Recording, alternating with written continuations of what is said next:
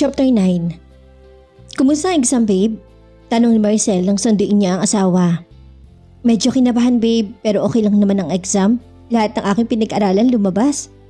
Anya habang kinabit ang seatbelt. Wow, mabuti kung ganun. Masayang turan niya dito. Kumusta pala ang mga bata? Namiss ko na sila ng sobra. Mabuti naman sila, babe, kasama si Annalyn at hinihintay ka ng mga anak natin. Ginumpa na ni Isa ang pagiging mabuting asawa at ina sa kanyang mga anak. At si Annalyn naman ay tinulungan ni Maricel upang makapasok sa ospital na kanyang pinagtatrabahuan. Napagkasundoan nilang mag-asawa na kukuha na lang ng 2 kasambahay para mahati ang gawain sa loob ng kanilang tahanan. Sumapit ang pinakahintay na araw ni Isay, ang pagbalita sa mga nakapasan ng physician licensure examination. Kasalukuyan ng dalawa na nasa kanilang sala kasama ang mga anak nila. News break today. Congratulations sa ating mga bagong doktor na pumasa sa physician licensure examination. Panimula ng reporter at inisa-isa niya itong pinangalanan hanggang sa binanggit ang pangalan niya at nasa 5 siya.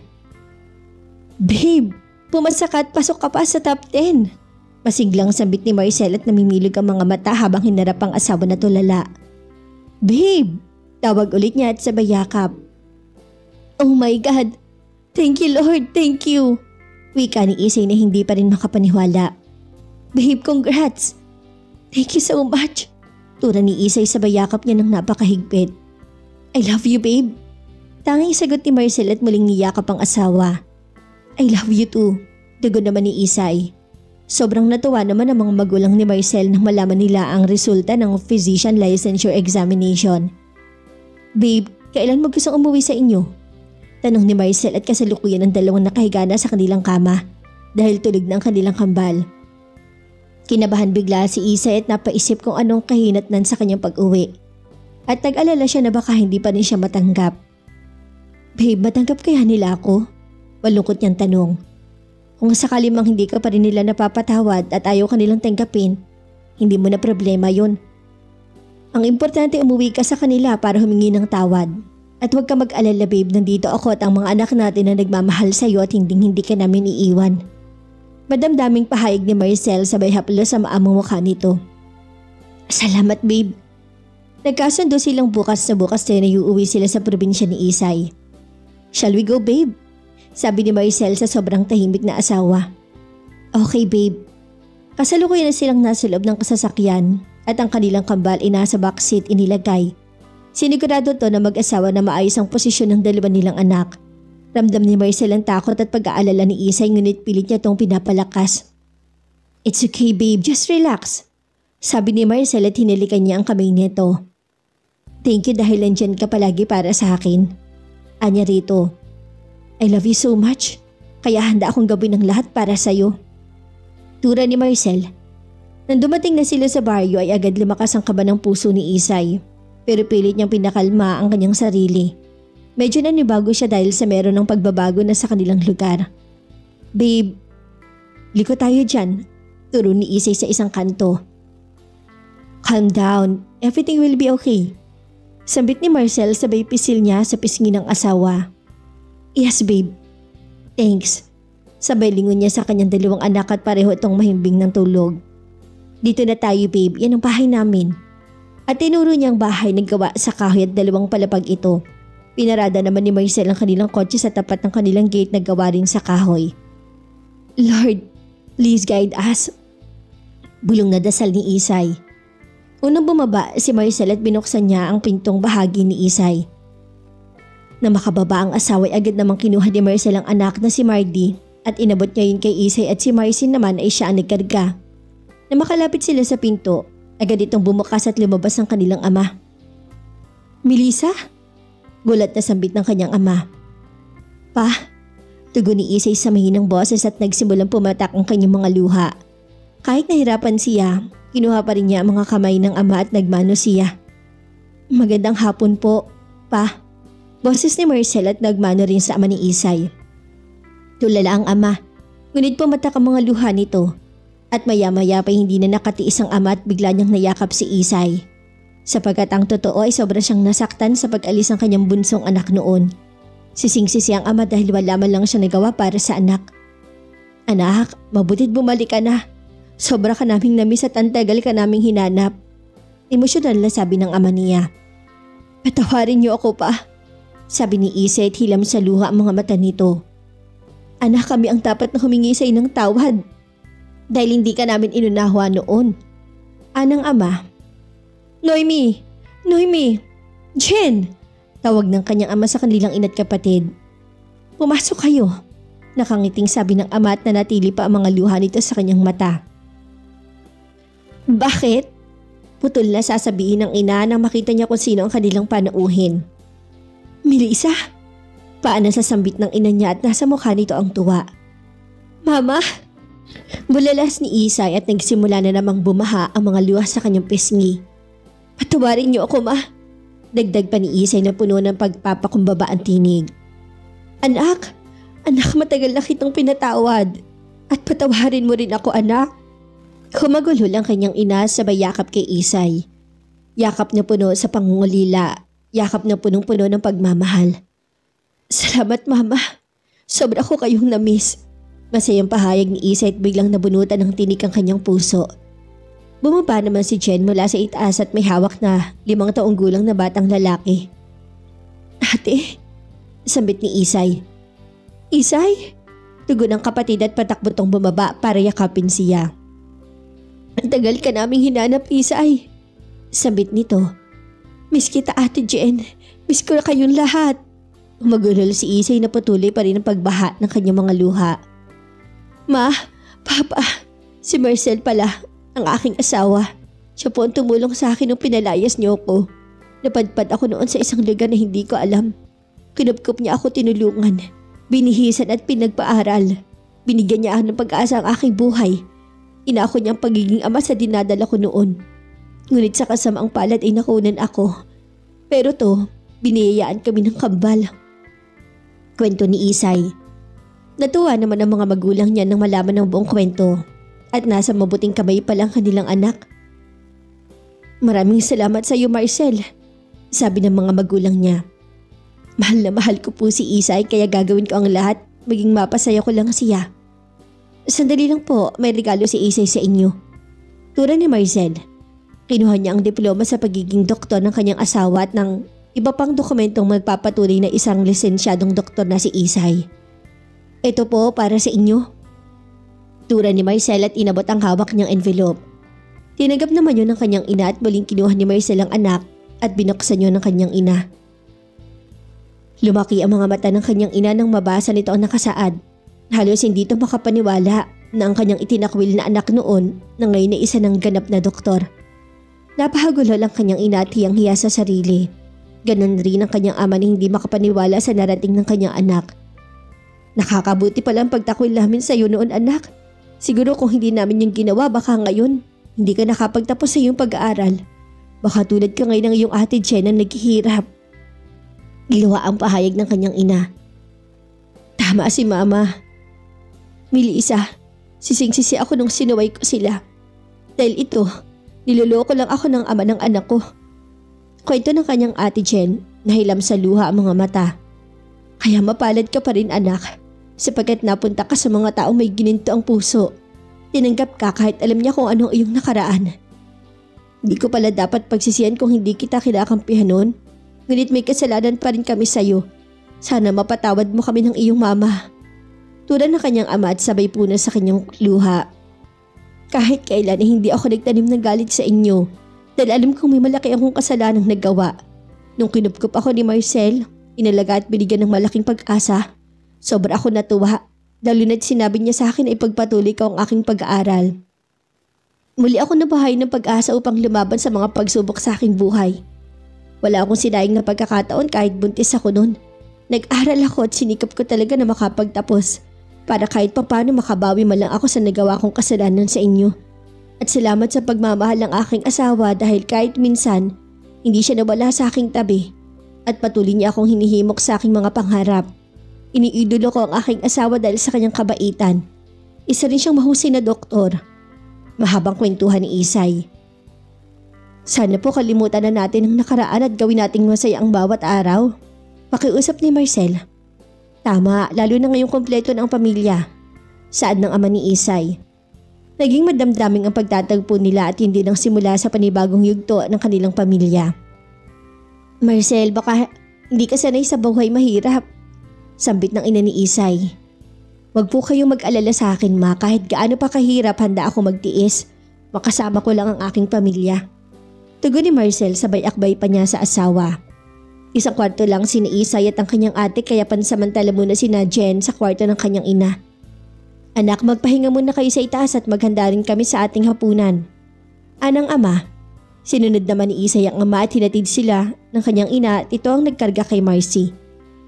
Pagpasensyahan mo na itong bahay namin, Marcela. Masyadong masikip. Niyang sabi ng ina ni Isay. Okay lang po ma, walang problema sa akin. Nakangiting sagot ni Marcel. Ang gwapo at ganda ng mga apo ko. Masayang nilalaro nito ang mga apo. Na makalabas ang ina niya, ibinaba nilang kambal sa kama at walang pasabi na niyakap ni Isay ang asawa na walang boses na lumalabas sa kanyang bibig. At umiiyak to habang nanatiling nakayakap sa kanya. Are you okay babe? Malimanin na tanong ni Marcel sa asawa. Oo babe, sobrang saya ko talaga at nakahinga na ng maluwag. Kasi buo na muli ang aking pamilya. Salamat talaga babe. At nanatili pa rin siyang nakayakap sa asawa. Deserving mo to babe sapagkat napakabuti mong anak. Tugon ni Marcel. I love you so much babe. Sabi ni Isay sabay angat sa kanyang mukha. You are my life babe, I love you. Ganti ni Marcel na puno ng pagmamahal at humalikto sa labi ng asawa. Habang nasa hapagkainan silang pamilya, ay napag-usapan nila na magpahanda ng konti sa kanilang bahay para sa malit na selebrasyon sa pagiging doktor ni Isay at sa kanyang pagbalik. Sinang-ayunan naman ito ni Marcel at gaganapin ng konting salo-salo bukas ng gabi. Sa usaping iyon ay biglang nakaramdam si Isay ng kakaibang kaba sa kanyang puso. Ngunit tinilihim niya ito sapagkat ayaw niyang mag-alala ang kanyang pamilya at lalo ang asawa. Marcel, pagpasensyahan mo na to na pagkain namin ito lang ang nakayanan ng bulsa namin eh. Nahihiyang tura ng ama. Walang problema po to sa akin pa. Biglang umiyak ang kanilang anak at akmang tatayo si Marcel upang puntahan to subalit pinigilan siya ng kanyang biyanang babae. Huwag ka nang tumayo at ako nang pupunta sa apo ko. Kumain ka na lang muna dyan. Nakangiti nitong sabi. Samahan na kita ma. Tumango naman to at silang dalawang pumanhik. Sabay palang umiyak ang kambal kaya dali-dali nagtimpla ng gatas si Isay at inabot niya sa ina ang isang bote ng gatas. Isay, malimani na sambit ng kanyang ina. Ma, tugon niya. Kumusta ang pagsasama niyo ni Marcel? Hindi ba siya nananakit sa iyo? Nasa boses itong pag-aalala. Ma, okay na okay ang buhay ko sa piling ng aking asawa. Sa ilang taon namin pagsasama ni minsan ay hindi pa kami nag-away. Sobrang bait ni Marcel lalo na ngayon na may mga anak na kami. Napaka hands-on niya. Masayang kwento niya. Mabuti naman kung ganun. Masaya ako para sa iyo anak. Umiiyak naman ang kanyang ina. Kinabukasan ay maraming nagtataka sa mga kapitbahay kung bakit may handaan sa kanilang bahay sapagkat hindi pa nila nakikita si Melissa. Bandang hapon ay isang panauhin ang hindi inaasahan ni Melissa at kasalukuyan silang nasa loob ng kwarto nang biglang may kumatok sa pinto. Ako na babe. Tumayo si Marcel at siya na ang nagbukas ng pinto. Si Isay? Tanong ni Jen. Babe, hinahanap ka ni Ate Jen? Sambit ng asawa. Bakit ate? Pagtatakang tanong agad ni Isay. May naghahanap sa'yo? Kinakabahan niyang tugon. Sino daw? Si Eko. Tumingin si Isay sa asawa at tiningnan ang relasyon nito. That's okay babe. Para mabigyan mo na ng closure ang kahapon ninyo. Babe, wala na kaming dapat pag-usapan pa dahil matagal ko nang sinarado tungkol sa aming dalawa. Meron pa. Yung dinadala mo nun. Anya rito. Bumaba si Isay at naiwan ang asawa kasamang kanilang kambal. Lumaki ang mga mata ni Eko nang mabungaran niya ang mukha ni Isay na pababa ng hagdan. Isay? Ngumiti si Eko at takbang pupuntahan siya upang yakapin to. Diyan ka lang. Huwag kang lumapit sa akin. Galit niyang utos rito at tumigil si Isay sa panghuling hagdan. Anong ginagawa mo dito? Matapang na hinarap ni Isay si Eko. Isay, sobra kitang namiss. Ang tagal kitang hinanahap. Saad ni Eko sa bayakap niya rito. Bitawan mo ko. Pilit siyang itinulak ni Isay. Tamang-tama naman ang siyang paglabas si Marcel mula sa kwarto at kitang-kita ng kanyang dalawang mata ang pagyakap ng lalaki sa kanyang asawa. Nakaramdam siya ng konting kirot at nasa isip agad niya na ito ang dating nobyo ng kanyang asawa. Bahagya siya nagkubli at sumilip ng konti habang hinihintay niya ang tugon ng asawa. Pilit na tinanggal ni Isay ang kamay ni Echo at dalawang marakas na sampalang isinukli niya sa lalaki. Ang kapal ng mukha mong sabihing na miss mo ko. Bakit? Nasaan ka nung kailangan ko ng karamay? Nasaan ka nung kailangan ng ama ng aking anak? Hindi ba wala ka? Dahil hindi ka pa handa at duwag ka. Magaling ka lang sa pangako. Ngayon sasabihin mong na-miss mo ko. Sasabihin mong hinahanap mo ko. Kasi nungalingan yan, Echo. Dahil kung totoong hinahanap mo ako, dapat sana nun pa nakita mo na ako. Pero hindi na ako magtataka sapagkat magaling ka lang sa salita. Ngunit hindi mo ginagawa. Galit na panunumbat ni Isay. Patawarin mo ako, Isay. Nagsisisi na ako, tanda na ako maging ama sa ating anak. Luhaan at lumuhod si Echo. Kahit habang buhay ka pang magsisi, kulang pa yan. Hindi na maibabalik sa pagsisisi mo ang lahat. Hindi na, dahil wala na ang batang mag-uugnay sa atin. Lumaki ang mga mata ni Echo sa kanyang narinig, ngunit pilit pa rin itong nagsusumamo kay Isay. Hindi pa huli ang lahat, Isay. Pwede tayo magsimulang muli. Huli na. Dahil may asawa na ako. Tumayo ka dyan at umuwi ka sa inyo at magsama kayo ng ina mong mapanghusga. Nang marinig ni Marcel, agad na siyang lumabas sa pinagkublihan at lumapit sa kanyang asawa. Sabay yakap niya sa bebang ni Isay. Mas lalong lumaki ang mga mata ni Echo nang makita niya si Marcel. Babe, are you okay? Pag-aalala niya kay Isay. Babawain ko si Isay. Akin lang siya. Biglang bulyaw ni Echo at galit na galit ito. Dahil sa lakas ng kanyang boses ay narinig yun ng mga magulang ni Isay kaya napasugot ang mga to sa sala at nagtaka sa kaganapan. Kahit kailan, hindi mo naging pag-aari ang asawa ko. Kaya wala kang karapatan na sabihin ng mga katagang yan. Nasaan ka nung kailangan niya ng masasandalan? Nasaan ka nung kailangan niya ng karamay? At kung meron mang nagmamay-ari sa kanya, ako yun. Dahil kasal kami at may mga anak na kami. Pahayag ni Marcel. Isay, sabihin mo sa kanya na ako ang mahal mo. Parang batang utos naman ni Echo. Mahal na mahal ko ang aking asawa, Echo. At ikaw ay bahagi na lang ng aking kahapon.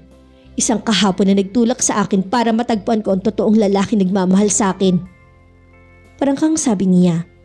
Para namang binuhusan ng malamig na tubig si Echo sa kanyang naririnig at hindi niya ito matanggap. Hindi. Hindi ako naniniwala, Melissa. Alam kong mahal na mahal mo pa ako at hindi ako papayag na hindi kita makuhang muli. Babawiin kita. Banta ni Echo na tila wala sa sarili. Huwag na huwag mong subukan na guluhin ang pamilya ng anak ko. Dahil baka ipakulong kita. Banta naman ng ama ni Isay at ngayon igagawin niyang maprotektahan ang kanyang anak na minsan nang sinira ni Echo. Pero sir, mahal ko ang anak niyo. Ilang taon ako naghintay sa kanya. Tura ni Echo. Hindi ka naman siguro bingi para hindi mo marinig ang sinasabi ng aking anak na mahal niya ang kanyang asawa. Umalis ka na, baka mataga pa kita. Banta ng kanyang ama. Babalikan kita, Isay. Pangako babalikan kita. Pagbabanta ni Echo at lumabas ito sa kanilang bahay. Dahil sa nangyari nagpa siyang mag-asawa na lulubas na lang sila bukas ng umaga. Kinausap ni Isay ang kanyang mga magulang na sumama muna sa Maynila para makapasyal ang mga to sa kanilang bahay. Hindi naman umayaw ang kanyang mga magulang at sumang-ayon ng mga to sa kagustuhan ni Isay. Dahil gusto rin nila makabawi sa pagkukulang nila sa anak. Pwede ba kaming sumama ng aking anak, Isay?